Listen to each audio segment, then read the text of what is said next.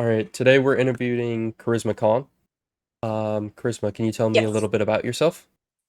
Like where you're from, what do you do, any specific interests? I'm from Orlando, Florida. I am currently enrolled at Florida State University for interior design. Some things I do for fun are aerials, and I used to do theater. So, yeah. Oh, cool. That's awesome. Um, if you could describe your identity in a couple words, what would it be? Like, Um, how do you see yourself? I, as in like my personality traits Yeah, I kind of guess so. thing. Yeah, that works. That works. Um, I, I feel like I'm a very excited person. I can be very hyper. Um, I like to think that I'm kind. Um, and I really just am always looking to be around people and um just make everybody happy. That's awesome. I'd love to hear that. So now we're gonna dive a little bit into your experience and identity. Would you feel comfortable sharing what your disability is and how it affects your daily life? Yeah, so I have a dairy allergy, so it affects my daily life because I have to constantly make sure that I'm not going to eat something that will accidentally kill me. um it's difficult when I go out places for food because some people don't understand that it's not just like lactose intolerance, it's a like very serious allergy. And a lot of things have dairy that you don't necessarily expect to have dairy. So I just have to be extra cautious with that. I'm glad that you're cautious with that. Yeah, no. I when I first heard that, talking to your older sister, I didn't fully understand at first either. I was like, so she's lactose intolerant, and that was me being ignorant. And then I learned that it's like a deathly allergic situation, and that was one of the first times I've heard of that, and I found that really interesting. Yeah. Do you feel that your allergy is an important part of your identity? Definitely for sure. It definitely is a big part of my life. So I think that that shapes the way that I think about things. I will often find myself low key judging people who are lactose intolerant because they're just like, oh no, I can't have it, but I'm just gonna have it anyways, and I'm just here like, well, I can't do that. Yeah, But no, that makes sense. But yeah, no, I mean, I can't say that I understand that, but I can see what you're getting at there. yeah, Um, so when looking at worldview and life experiences, how has your disability shaped the way that you see the world? um, it's definitely opened my eyes to like what others are trying to do to make like the world better for other people. So like there are a lot more dairy-free options like now than when I was younger, which just shows me that um people are trying to make life easier and better for everybody. Okay, that's awesome. I'm glad that there's a lot of innovation going into that. Um, and that very nice to hear, if I'm being honest, because I feel like growing up, I mean, we're in a similar age group, I believe. So I feel like people took allergies less serious and they were always like, you can just eat something else. And now they're getting to the point where I like how they're getting to the point of inclusion where they're making sure that everybody can try something similar, you know? Yeah. So coming off that, have you faced any barriers? You could say it could be physical, social, or otherwise that you think others without this allergy would not experience. Um, for sure. I think one of like it's not necessarily a big thing, but one of the things that comes to mind is that a lot of people will share drinks or food or anything like that, and I have to be extra careful because I can't do that. Um, so I've when people are like, "Oh, can I take a sip of your water?" I have to be like, "No, sorry, you can't." And I feel bad, but like I have an allergy. I can't do that. Yeah, because there's a chance of contamination, I guess you could Yes. say. I'm guessing. Okay, I was just making sure. I'm sorry about that. Yes. Cross Um, contamination. No, you're good. were there any moments that stand out to you where your identity was misunderstood or challenged because of this? Yeah, a lot of people just think that I'm lactose intolerant, and that can really honestly, it can be kind of dangerous because dairy is more than just lactose, and also a lot of people don't take lactose intolerance as heavily because a lot, not everybody, a lot of people who have it just can take a pill or just eat it anyways. Yeah. So I definitely have had people misinterpret my allergy for that. Yeah, because in a sense, when you compare the two, some people are able to, it's like assumed almost that you're able to just have an easy solution to that where you right now can't. Right. Okay. Okay. When talking about community, do you feel connected to a broader community when having these allergies? And if so, why? And if not, why not? Um, I'm not sure exactly what you mean by that Okay. question. Okay. So, and so I guess you could say, like, with other people with allergies around you, do you feel a sense of community with them or not? Um, I definitely there's an understanding, and it's nice to be like, "Oh yeah, you also can't have this." Although um I haven't met anyone else with a with a severe dairy allergy, but I for sure understand. I've had some friends with peanut allergies and stuff like that, or gluten. So it's nice to be understood in the fact that like, oh, I can't always have everything that everybody else can have. I think there's that shared understanding. Okay, cool. That's awesome. I'm glad to hear that you're able to connect with people over that. Um, are there any kinds of support systems that have made a difference in your life because of this? Like any people, organizations, or even institutions that have helped you Um, with this? Definitely my parents have. They always made sure that I had something to eat or drink when others were eating or drinking something I couldn't have. Um, I know in elementary school they would send in like a box of Oreos because Oreos are dairy free. They would send in a box of Oreos for when kids would have birthdays. I could have a pack of Oreos when everybody was having cookies or cake or whatever. That's So that was nice. So that yeah. is great of them. I'm glad to hear that. Um, so when looking at people in society, how do you feel people generally perceive disability when like in a general society? Um, how do they perceive like like allergies like that? Yeah, yeah, I think it's difficult to understand if you don't have one. I mean, that's just from my perspective because obviously I have one, so I don't know. But from what it seems, people tend to judge and kind of are just like, well, just eat it anyways. Or you have an EpiPen, you can just eat it and then use your EpiPen when really that's not really how that works. You have to call 911 if you use an EpiPen. It's a whole deal. yeah. So like, yeah, for sure that. Yeah.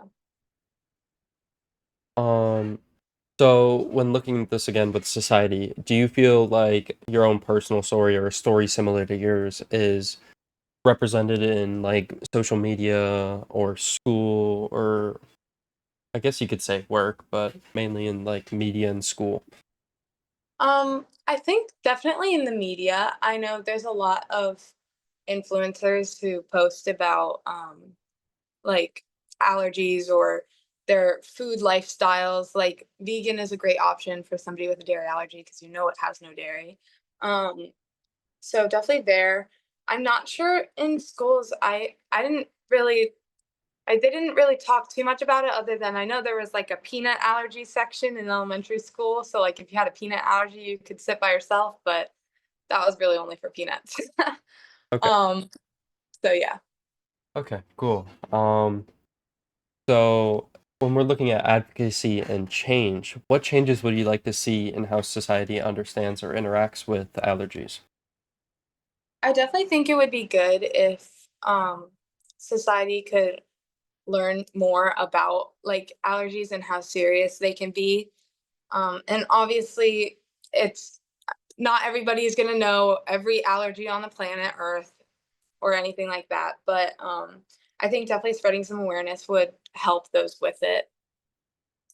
Yeah, I definitely think that would be a great step forward. Um, have you ever been involved with any allergy advocacy or awareness work? And yeah, wait, that was my question. I'm so sorry. No, you're good. No, I haven't. Okay, I wasn't sure. I just wanted to ask that just to make sure. Yeah. So what do you wish people understood better about your experiences? Um, I just, I think I just wish that people just took it more seriously. A lot of people don't take it seriously. Um, that's the big one. And also, there's just like some people will think eggs are dairy when eggs aren't dairy. There's just things like that, but you can't really change that. It's just, I guess, um, educating them when they when they ask stuff like that. Yeah, okay. That makes sense. If you had any advice, or what advice would you give to someone newly identifying with, I guess you could say a deadly allergy or an allergy in general? I definitely suggest just going online and looking for like meals you can make or places you can go that have food that you can eat. Because I know for me, I'll go on the internet and search up like dairy free this recipe, and I mean I obviously can't say if it tastes the same, but it tastes good to me for things like that. But yeah.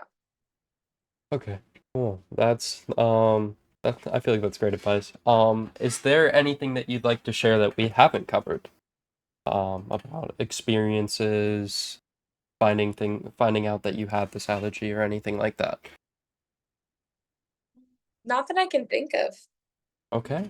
Well, thank you for doing this interview with me. This was awesome. I was glad to hear from you, and I'm gonna go ahead and end the interview now. Right. Today we also have another guest. His name is Evan Middlemass. Evan, do you want to go ahead and tell me a little bit about yourself, your background, where you're from, what led you to join the military, and what your service looked like? Yeah, no problem. So I was born in Baltimore, Maryland. When I was 6 years old, moved to the Tampa area and bounced around there for a little while. Um, I originally wanted to go after high school. I originally wanted to go to into the Navy as a nuclear technician. Missed qualification by 1 point, so they ended up giving my information to the Marines, and the Marine recruiter contacted me, and he was like, "Hey, we'd love to have you come in and talk." They basically joined me to go on a dare. So I talked to them and ended up choosing the Marine Corps as a open communications contract, and then ended up being a radio operator. So it's a lot of communications with RF, VHF, UHF, and satellite communications in 29 Palms, California. Um, and yeah, that was basically it. Other than just learning how to use different weapon systems and radios, that was just about it. Okay, cool. That's awesome. So that answers half of my next question. I was going to ask what branch were you in, but in that case, how long did you end up serving? Just 4 years, um, which is a good segue into the disability part. Perfect. So can you share with us how your back injury happened, to the extent that you're comfortable with? Yeah, absolutely. So it was March of 2018, and they told me, you're like, hey, you're going out to the field for a training exercise. You're going to be the communications guy in the back of the, the radio Humvee. So it was me and three other Marines, and we were in the back of a Humvee. Um, what was supposed to be an hour-long drive turned into an 8-hour-long drive. We got lost in the terrain, and out there it's a desert climate, so there's a lot of sand dunes, and we were just driving over these sand dunes, and I had the ceramic bulletproof plate in the back of my vest that was digging into my back, and every time we ramped over one of those dunes, or we came to an abrupt stop, or ran over a rock or something, that plate kept hitting right up against my lower spine in my back, and it ended up permanently damaging the nerve group in there. Um, after we finally got to the training, I told my commander, I was like, my back hurts. Something doesn't feel right. And they were just like, well, yeah, after we get done training, you can go to medical, and that's what I did. Oh, I'm sorry to hear that. How has that injury affected your day-to-day life since leaving the military now? It's definitely been pretty brutal. Some good days, yeah, but a lot of bad days. You wake up and you have to do baseball stretches in your bed just because it's so tight, and or even some mornings I wake up and I just can't feel my legs, or the sharp shooting pains because of the nerves that go down from my back into my legs. It's definitely not fun. Um, I'm sorry to hear it's that. yeah. So, when talking about disabilities and disability identity, do you identify as someone with a disability? If so, why? And if not, why not? Uh, well, short answer, yes, because the Veterans Administration has told me I've been disabled 80% out of 100, which is a rolling scale. So you can have a ton of things wrong with you and still be only 50. So to be in that 70 to 100% group means that they have determined that you're pretty messed up from whatever you did, whether it training accident, or even with mental illnesses, because that also plays a large factor in getting a disability rating, especially in non-wartime environments. Um, Going off that, has your understanding of disability changed since your injury? Absolutely. And disability, when you think of disability, you think of like wheelchairs and crutches and stuff like, you don't always have to be, in a wheelchair, or use crutches or any other device for disabilities. You could walk past somebody in the street and they look totally fine, but you have no idea what they went through. They could have PTSD, they could have CTE, and you would never know until something happens, and how they react. And you know, someone who looks okay could actually be like the most messed up person within a city block. So it's definitely you gotta take into account. It's there's ones that are visible and there's ones that are very not visible. Yeah, and you can't always just assume. It Yeah. just doesn't work. Um, what was the transition like from active duty to civilian life, especially while dealing with your back injury? It was absolutely brutal. Um, they have programs wherein, according to federal law, almost all employment is not allowed to discriminate um, with disability in mind, among other things. However, that's not always the case. And for me personally, coming out of the military and into civilian life, it was very difficult for me to find a job in the area that I lived in after, because a lot of it was manual labor. Um, and it's just there's some things that you just can't do. Where it's making business decisions. It's like, do I really want to risk making this worse? Or if they find out that you are disabled, it's just almost immediate disqualification, but they can't tell you that. So it's navigating finding a job. It's navigating, especially with other veterans, having children, or having having a lifestyle that is more physical. it definitely is much more challenging versus not having it.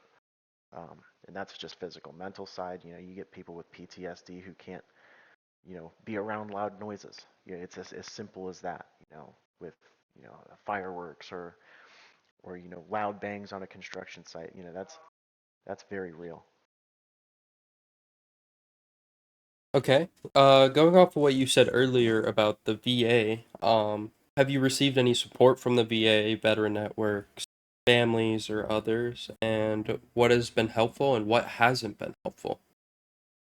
I have received support and continue to receive support from the VA. 80%, I think, right now the rate is about 2,100 a month, which is nice, but in this economy, it does require you to also work on top of that.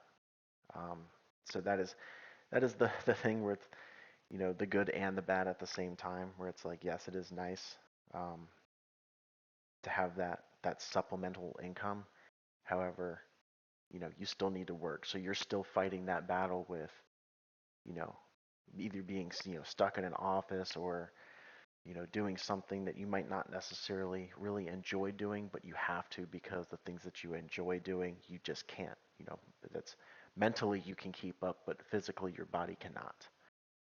So that is a huge issue with um, with just like the support. I understand that we can't be paying tens of thousands of dollars a month, but um, that is the balance that you have to do, and to keep receiving care and to make sure you're trying to still heal. However, day-to-day life will also set you back in some areas when you're trying to get better. Gotcha, that makes sense. Um, so next we're gonna dive into a little bit of society and how people perceive you. Um, so how do people typically react when they find out that you have a service related or connected disability? Well, normally the first thing I get is, you were in the military? It's like, yeah, I did some things, but and I tell other people, the story of how everything happened, and the shortcomings of the medical inside of the really all of the Department of Defense, um, and how they let me down in terms of treatment while I was still active duty, and they understand. They're almost like a remorse, but it's very surprising to some people when it's just like it can be as simple as being stuck in the back of a Humvee. You don't always have to get blown up halfway across the world. It's a very real things that happen to you even within training or field exercises or stuff like that. Um, and the mental part can happen even just as simple as being away from your family for a while. Especially with the COVID lockdown, we had almost triple increase in mental health related incidents um, in on base.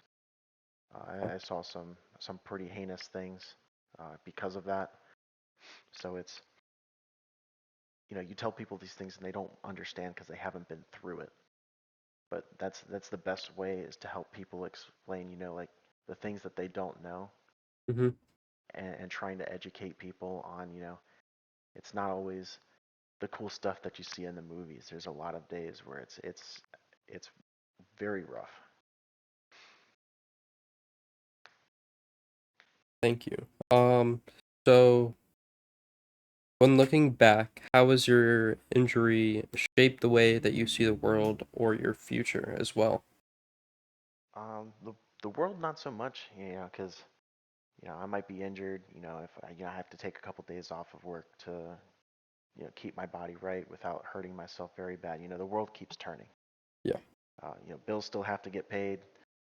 Things still have to get done. So not necessarily the world, but my future absolutely. Because with this, if the nerve goes, so do my legs. Um, and with my future and what I want to do with music production and touring and stuff like that, it's going to require a lot of delicacy in my life, with family, if I want to have children in the future, how am I going to prepare myself to stay healthy for that? And, play baseball in the yard with them or, walk around a park with them. I have to take things very seriously and I have to really think about things that I want to do later Yeah. when I'm doing things right now. And there really is no one simple answer to that. You kind of just have to figure out what works, and that's hard to do. All right. So, when looking ahead, what changes would you like to see in how veterans with injuries or disabilities are treated and or supported? I mean, I'm sure I'm speaking for a lot of veterans, but um, better quality in the VA healthcare system. I've already had one doctor that just left, and having to restart that process with another doctor or a nurse practitioner until I get a new doctor, and who knows however long that may be. Um, the VA definitely could use some work. Um, yeah, but with that being said, I'm very appreciative for all they've done for me, both physical and mental health wise. Probably wouldn't be there without them. But I know, and where my story is, and the somewhat success that I've seen from the VA, I know in a lot of other places it's not that great, and we still see a lot of veterans suffering from chronic pain and illnesses and even homelessness. To where I think that the VA should definitely help pick up the slack on that. For as much as we spend on the defense, I think some of that should also be reallocated to the VA and taking care of not just the people serving right now, but the people who have served. Would be a huge thing for that. Yeah, no, that makes sense. I think that's all the questions I have for you today, Evan. I just wanted to go ahead and say thank you and thank you for your service and No everything you've problem, man. done. Thank you. All right, Evan. Have a great day. You too, man.